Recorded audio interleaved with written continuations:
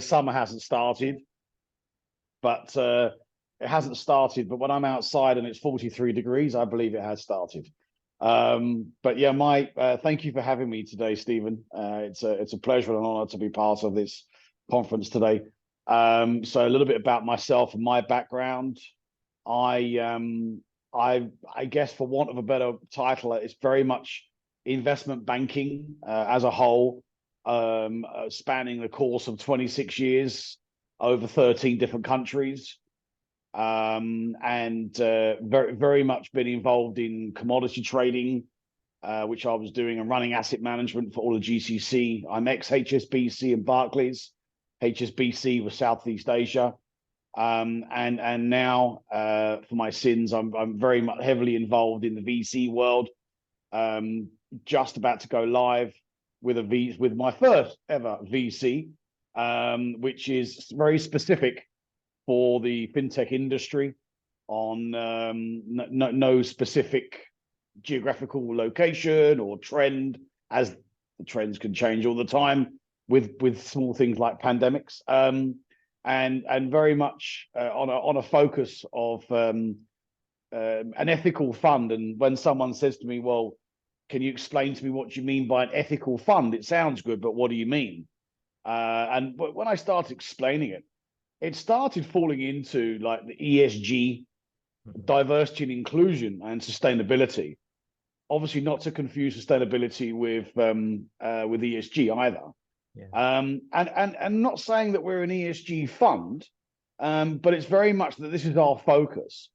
And I think for the first time in my history of being in the markets now for 26 years, I'm seeing more money that's come out of the markets than ever before, more liquidity than ever before. But I may be ridiculed for saying this, but I think gone, really, in my personal experience, have the days of making a buck. You know, like let's see what's going to make us a profit. I think it's really, people are really conscious of dare I say, sustainable investing and looking where their funds are going, rather than just investing for the sake of investing and making a profit. And this is certainly what I'm finding. And when that message has gone out to my LPs, i.e. my investors, it was very evident, based on the fact that within about 5 or 6 weeks, I was able to raise $2 billion.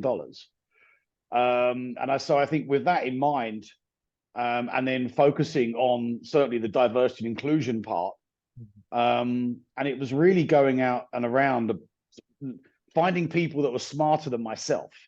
And yes, it was easy. And it was just very much along the lines of going hold of my black book, with going through my contacts, you know, and when I recently, when we moved back home, and back home for me is Dubai, when we moved from Geneva, you know, the head of the banking committee for Saudi Arabia has joined, I'd like to say, our cause, and sits on my board. You know, we have 16 board members from 9 different countries who are 90% of them are older than me, more experienced than me, and can teach me. And I also, based on the fact that we're very fintech specific and focused as a Series A, our ticket size is $10 million to $100 million. And we're also opening up our fund, let's call it Taranis 2.0, which again is going to be set up in Riyadh.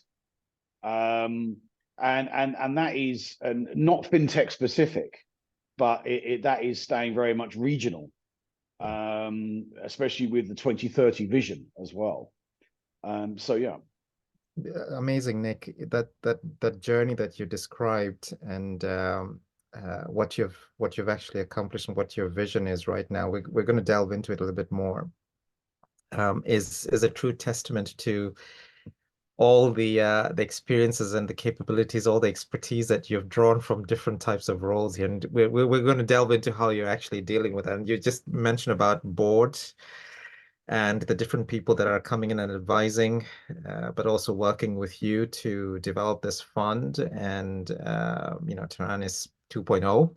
as Mhm. well. So we'll talk a little bit more about that and what that actually means to you and how you could help other leaders and business leaders along the way. So let's talk about capital raising, for a moment. So Nick, with your deep experience in capital raising, across these different funding sources, funding types, what kind of key strategies would you recommend to business leaders, new entrepreneurs? And remember, entrepreneurs, large word. An entrepreneur could be, it's a mindset. I would call it, it's a mindset. Business leader could be an entrepreneur as well. But what kind of key strategies would you recommend to entrepreneurs looking to secure investment for the first time? How should they prepare to meet that investor expectations, to navigate through that complex landscape? Because what it was before and what it is now is different. So any I practical think strategies for new entrepreneurs? absolutely a very good question. Although a flippant answer, one would also say that you're never prepared, and Yeah. you'll go into a minefield and hang on, I thought I was prepared for this, and so that's my quick answer. But really, when you're when with for new entrepreneurs looking to secure investment, my first piece of advice is to thoroughly understand their business model and markets first. Many a times, just elaborate on that slightly. Many a times have I been a panelist, judge. I'm a NED, I'm an advisor to a few different companies. I'm involved in a lot of different government programs, from the UK to Singapore to the UAE. It's interesting that when they come for funding and they're looking for capital raise for their growth, they're nowhere near as prepared as they thought they were. I think this really goes back to my first point: understanding their model and understanding their market, and having that passion for it as well. And this means having a solid business plan Yeah. that can really outlines your value proposition, target market, competitive landscape as well. This is obviously a very important one, and financial projections. And investors are looking for opportunities where they can see a clear path to growth and profitability. And sometimes this is very muddied water. In fact, no, sometimes, quite a lot of the times, this is very muddy waters. And it's to really, I always tell people to they want to, when they get in front of investors, to meet investors' expectations. Really, entrepreneurs should build a strong team. I'll take myself, for example. I have an awful lot of experience in many different countries, and understand what it's like to start a business up from scratch, and blood, sweat, and tears, quite literally put into it. When I first did it, I think the biggest mistake I made was really chasing the money, which is another point I'll get to a little bit later. But it was chasing the money, not the value, Yeah. and focusing too much on that.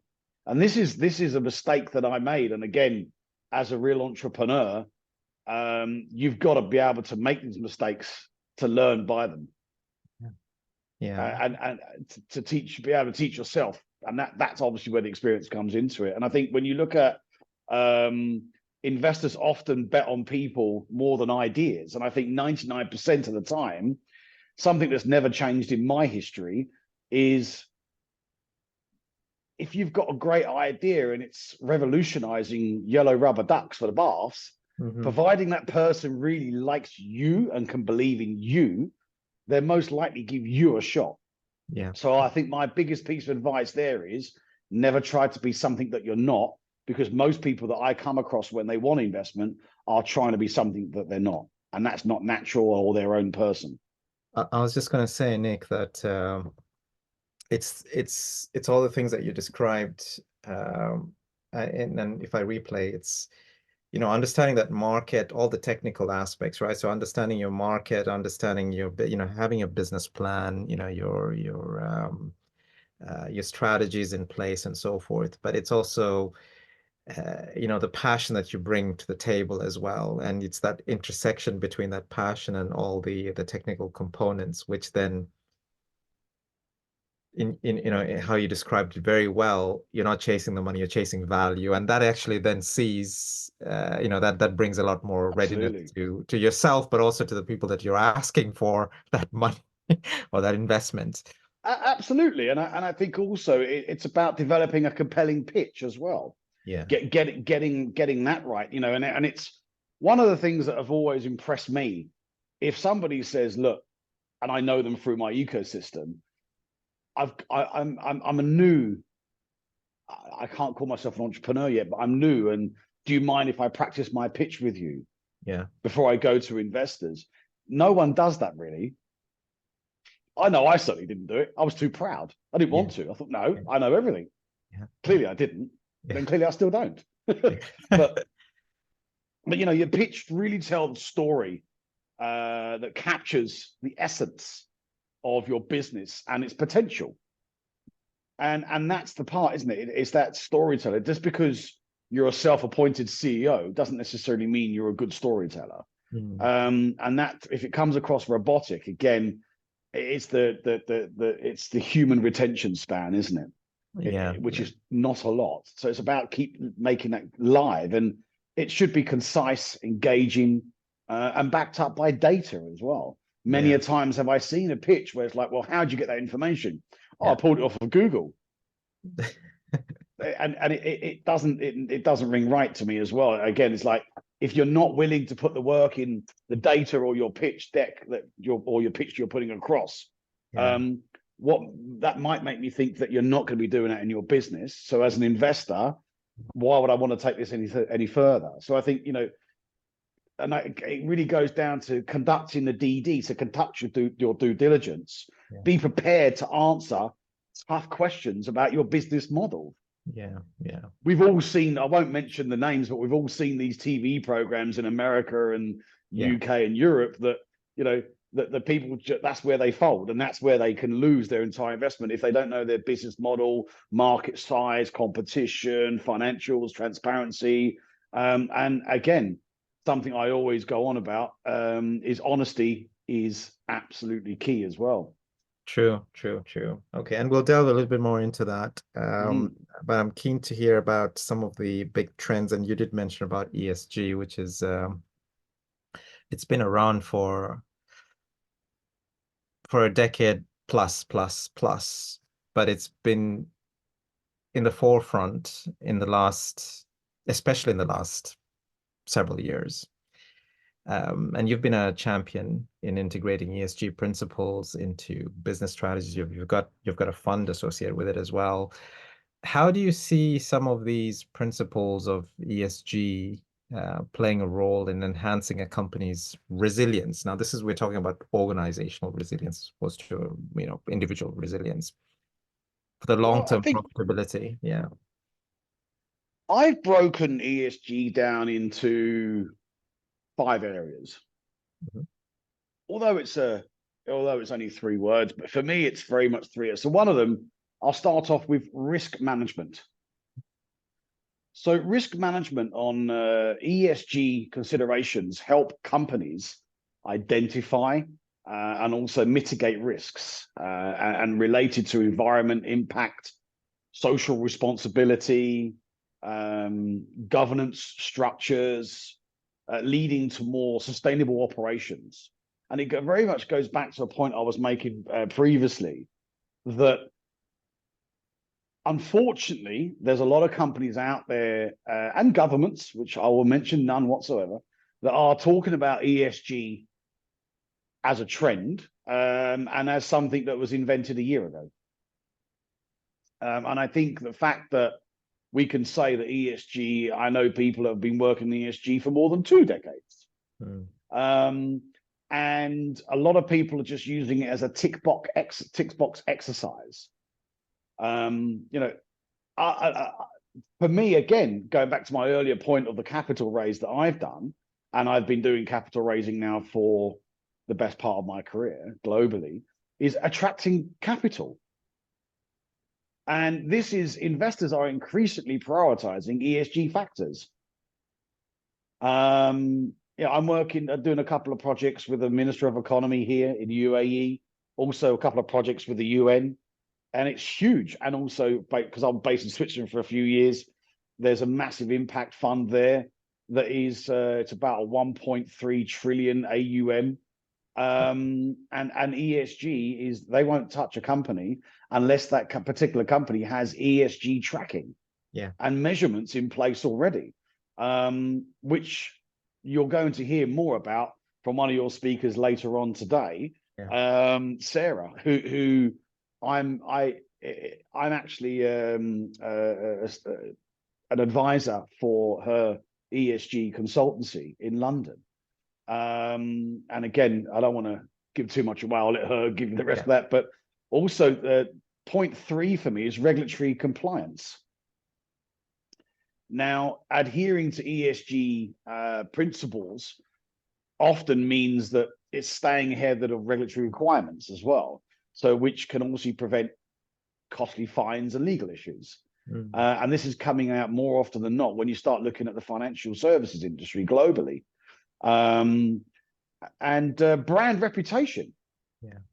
I think people are not I think this is an important one, actually, because I think people that are not going to be getting involved in that area are going to get left behind. And I'm seeing that more often than not. You know, just in the last, it's finalizing today, but you've got a big event on here called Seamless at the moment. It's a global event. There's 29,000 people there. Last week was the Dubai FinTech Summit. There was around 14,000 participants. ESG, brand reputation, regulatory, how to attract capital, risk management. These are big, big topics of conversation. And people are starting to now sound like they're going to be doing a lot more about it rather than just talking about it. So if we look at brand reputation, companies are committed to ESG principles and actually have that measurement in place rather than just lip service. It's amazing how well they are actually doing now. And it's amazing how far they're getting with that. And then when you're looking at my last point about this, to answer your question, is operational efficiency. And again, ESG initiatives such as energy efficiency, waste reduction, this all can lead to cost savings and operational efficiencies in the global market. And companies, I guess, in finalizing my point, that prioritize ESG, they're better positioned to adapt to changing markets dynamics and regulatory landscapes, which are changing all the time, and also consumer preferences, ultimately driving long-term profitability as well. And you know, people often say, like, oh no, ESG and diversity, inclusion, and profit should never belong in the same room. I disagree with that wholeheartedly. I agree with you on that point, but broadly as well, on all these different strands as well. And as you were describing brand reputation, I mean, when we even look at talent, the workforce, they're actually looking for companies that are aligned with ESG principles as well. And very much they want to be inclusive, or they want to be included, or they want to be part of an organization that actually takes this seriously as well. It's not just about tree hugging, right? It's much more broader when you actually delve into absolutely into the DNA of massively. ESG. I often find myself saying that I'm not a tree hugger, but this is what's important to me, and these are the issues that are important. Excellent. So Nick, that was a good segue around ESG and bringing some light around that. Well, I'm keen to hear about some of the global entrepreneurial challenges. I mean, like, you have, as you were describing at the start, navigated through your journey. You've had a great background with different countries, different industries, international markets, which is very key in these days. What are some of the unique challenges that global entrepreneurs, and let's talk about entrepreneurs in that broader context here, business leaders, how can they turn those challenges into opportunities for growth and innovation? It's another big word there, innovation. Good question. As you were saying that, I was very much thinking of cultural differences. Yes. Yes. As a first point. Navigating diverse culture, norms, and business practices can be very complex. And entrepreneurs, they've really got to adapt their strategies to fit local contexts while maintaining a consistent global brand. This is really, really important for cultural differences. And I think, like, a prime example is I'm based in the Middle East. I've also, when I was HSBC, I was over in Southeast Asia. And I've also lived in America. And that's three prime examples of cultural differences.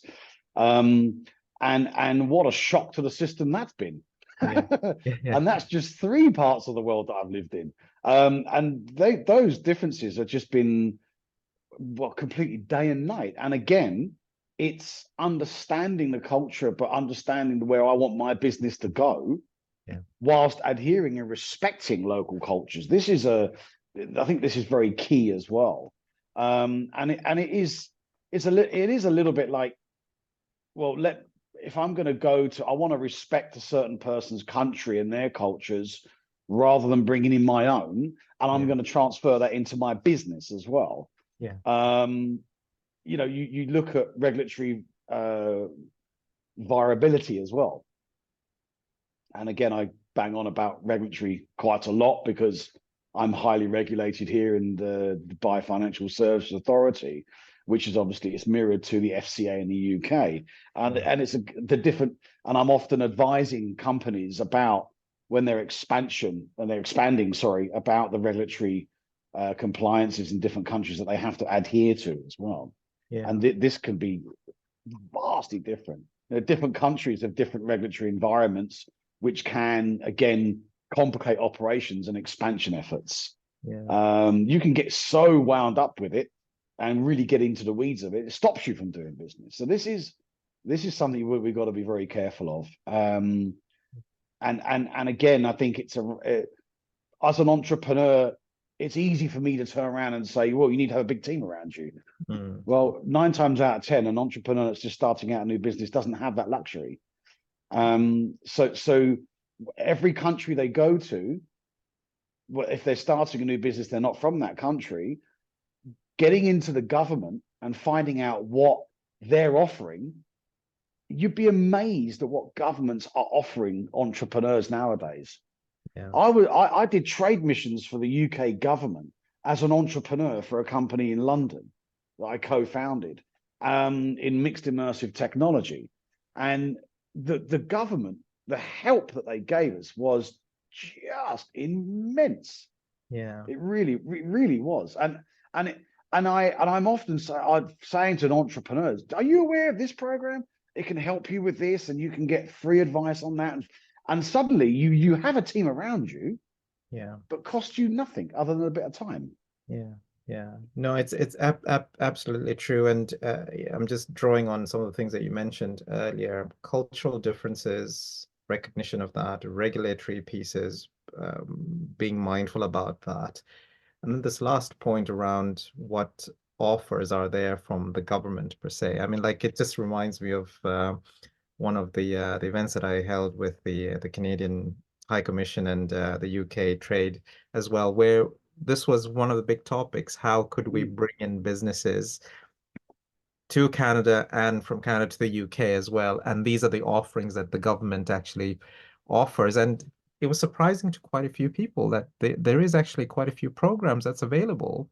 Well, that's what I've done with the Mayor of London. That's it. Yeah. You just need to exactly the plug same thing. into It was shocking. Yeah. And how they're going to open up businesses. And it was shocking to me that they were like, right, we're going to do this trade mission and you're going to go to this ambassador's residence and that ambassador's residence. And yes, flights are covered and accommodations covered. And you're like, wow, okay. So it's really just going to cost me time. And I'm going to be able to open up doors I never thought imaginable. Yeah. But now just drawing it back to an individual business. So yes, of course, access to some of these programs are good.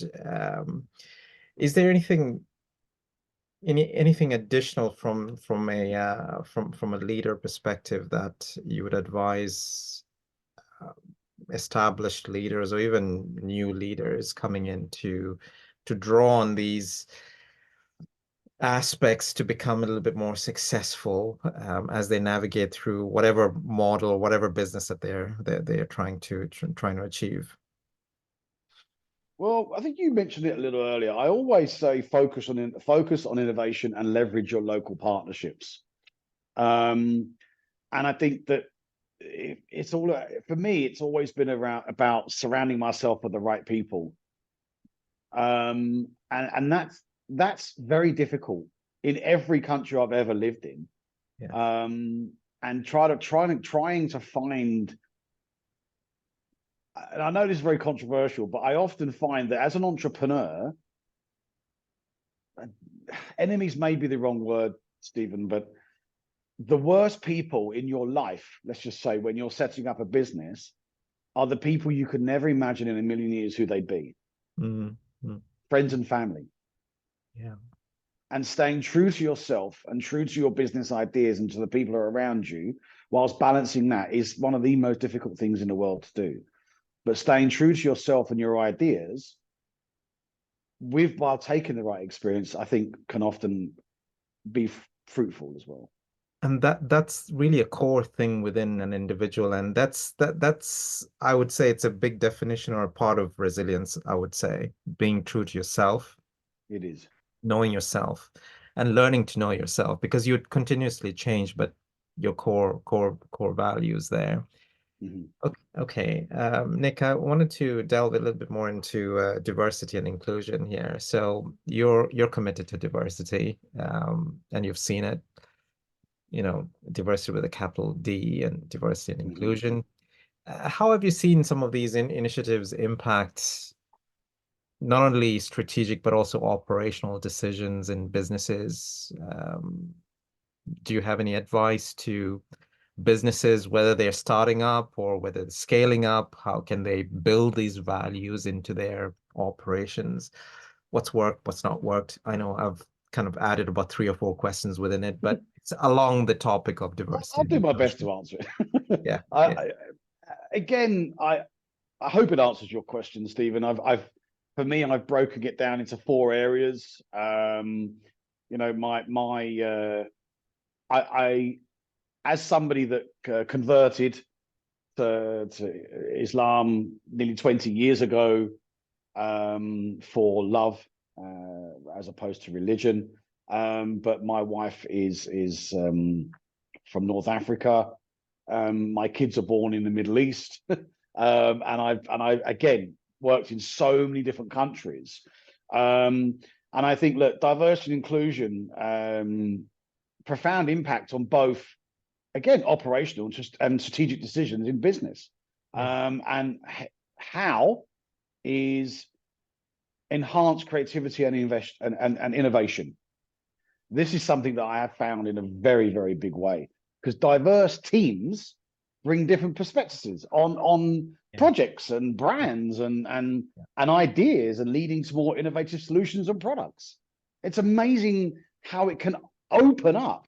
mm, If I'm, no disrespect to a fellow person from London, but if I'm just speaking to another one of me, okay, it may be a great idea, but what do we really know about that brand, or the innovation side, or other people are thinking about it from around the world? Not a lot, yeah, because we don't have that around us. So I think this is obviously a big point that I would emphasize about getting other people's views, because we say 2 heads are better than one, but in this case, it's 5, 6, 7, or 8 heads are better than one. Asking friends and other people around you for their opinion. It's amazing how it can open up closed doors in your brain. yeah, yeah, And I think we look at improved decision making as well. This is something that I found throughout living 13 or different countries. Inclusive environments encourage broader participation and diverse viewpoints. yeah, yeah. And this is something that if you're open-minded enough, it's that diverse viewpoints. Yeah. This is really key. And Yeah.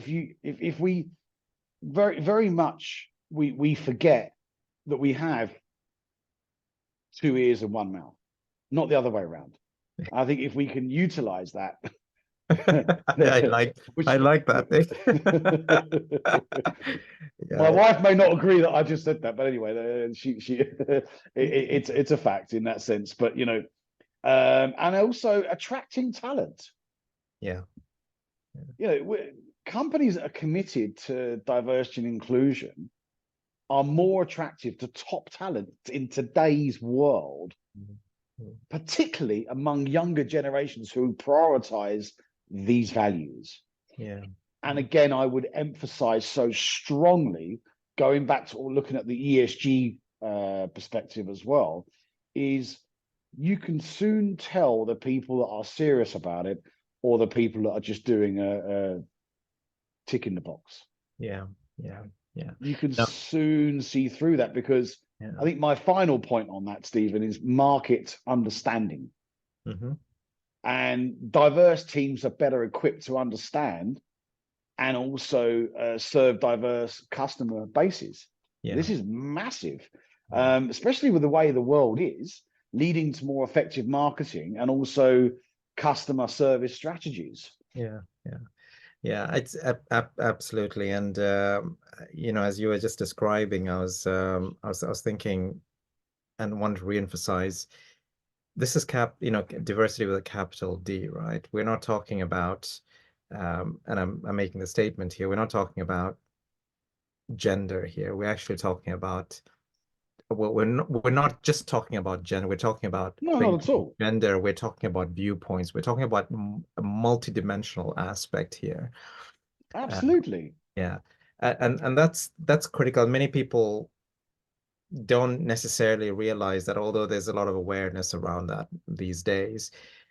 But you also raise some good points around that embedding side of things, and talent want to be heard. They want to be brought into the companies that have got these types of concepts and values in place. I think one of the Absolutely. things that I've actually discovered, even when I speak with companies, is, I know you mentioned this, it might be textbook and it might be there on paper, but it's not necessarily lived in the company. I think it sometimes comes down to the leaders themselves and how they embody, but also how they push that set of values into the entire culture, right? So that it's kind of felt within that. And that A could be a hun- challenge itself. 100%. Yeah. I mean, you look at my board. Um, I've made it in the last 12 months from moving from Geneva to Dubai. During that period, I've made it that time to not rush into anything, but really focus on getting the right people around me. So when I look at the 16 board members I've got from 9 different countries, from India to the UK to the US to Middle East to the Cayman Islands. Yeah. One of them, as we both know, is a Dr. Bishna Kotak. She Yeah. got her MBE from the late Queen of England in diversity and inclusion in the PE and VC markets. And another one of my board members, Joel, he got his OBE from the King of England in exactly the same area, looking after very much the African community of Northern England. Yeah. And again, I'm humbled, but they've joined my board because Yeah. I learn from them daily. Yeah. Yeah. And I think it comes down to, and uh you bring that principle within yourself, to be aware that you need to learn as a leader and to be open-minded to hear those views as well, That's the because magic word. that's it. Yeah. That's the magic word. No matter Yeah. everything else, that's the magic word. Yeah. Open-minded. Yeah, yeah, no, absolutely. Okay, Nick, that's wonderful. Thank you. Let's come back to venture capital here. So Mhm. there's obviously lots of debate around the role of venture capital in potentially steering companies away from their original missions to satisfy growth. and return expectations. But how do you ensure that ventures that you support can maintain their core vision while scaling up and satisfying investor demands? Got to be careful how I answer that question because I don't want to give away Go for it. too much. Go for it. Go for it. Go for it. Go for it. Go for it. Yeah. Well, I think, look, I'm And not going to talk. you're more than welcome to keep it neutral as well, but it's a Sure, sure. viewpoint. Yeah. I'll give you a good viewpoint on it, I believe. And again, it's always with me, it's always going to be about personal experience, not Mhm. something I've read or something that's been told to me. My personal experience of being involved in the capital markets or being involved in investment banking for over 2 decades now. You know, unfortunately, I've been on both sides of the VC world. And unfortunately, VCs, and I feel I have a right to say this as a VC myself, they don't have a great reputation. And I think this very much goes down to, again, ESG and diversity and inclusion can play a massive part of this for all the points that we've already discussed, Stephen. And what I mean by that is VCs typically have this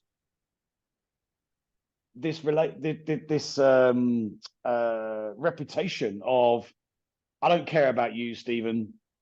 Don't really care about your product. Yeah, oh, okay, we can see it working. All right, okay, we'll put some money in, and then we're going to control this, which is a whole nother segment that will probably take about another hour of value add capital rather than non. Yeah. Which is the biggest mistake 99% of entrepreneurs make about getting capital that has no value add. They're just chasing the money. The investors are chasing them every single day for an update. Business is not getting done and businesses fail. But if we look at really the role of any entrepreneur, and getting the right capital in place, it's looking at alignment of values. Yeah. This is one of the areas. I've broken it down into 4 areas, and I'll elaborate slightly. It's crucial to choose investors whose values and vision align with those of the company. Yeah. I think it was a perfect setup for what I just said about value add capital, and someone that is aligned with you. So the alignment helps ensure that strategic decisions support the company's core mission, and they're not just chasing you for up. I've seen it so many times. Someone says to me, "Oh, I've got these investors and I've got money." I said, "Great, okay, well done for you." And what value do they bring to the company? Oh no, they bring a lot of value because they're investing money. Yeah. I'm like, okay, that's not value. Yeah. That's not value. And you've got to remember, they've invested into you because this is also another point I would make, a clear communication. You've got to make sure that you are the one with the opportunity. Just because they've got money, they're investing into you because you've got the opportunity. I always stress that to entrepreneurs. Remember that. Just remember that, because it's very easily lost when it comes to finances. So again, maintain open and transparent communication, and staying aligned and true to your own meaning and messaging, and not allowing someone else to take you on to a completely different path. Have structured growth plans. Yeah. This is also, I think, very important. Develop growth plans that scale the business while staying true to its mission was another area. And board composition. Yeah. So ensure the board of directors includes members who are committed to the company's mission and can advocate for strategic discussions. I've seen so many people go, "I've got an amazing board." Really? Yeah. What are they doing for you? Yeah. Well, nothing. It just looks good. And I'm like, that's not really going to get you where you need to get to, and then again can be another fall of the company. Yeah. No, it's spot on. People don't know how to leverage some of these committees and boards and the diversity that the people bring to the table as well.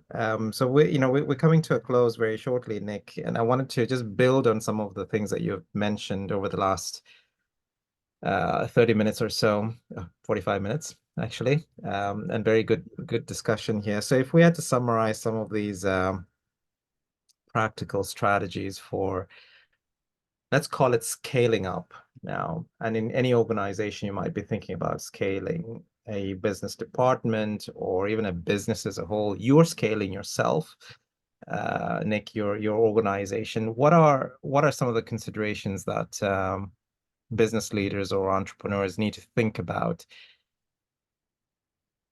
within that realm of being resilient to take those operations to the next level? What are some of those practical strategies that three or four that you think entrepreneurs need to have in place or kind of embody? I'm not sure we have long enough to answer that question, but I'll do my best. In a nutshell. We've got some time, but please, I'd like to hear your views. Well, I think, look, if I were to bullet point it, it would be resource sharing,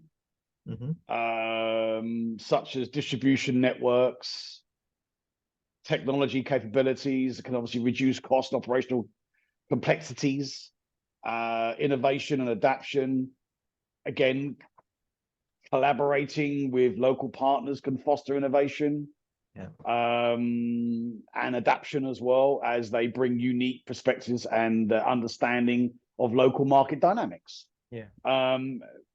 Implementing these strategies, entrepreneurs and global leaders can effectively manage and scale their international operations. Yeah. And look at that from a local perspective, not just international, of course.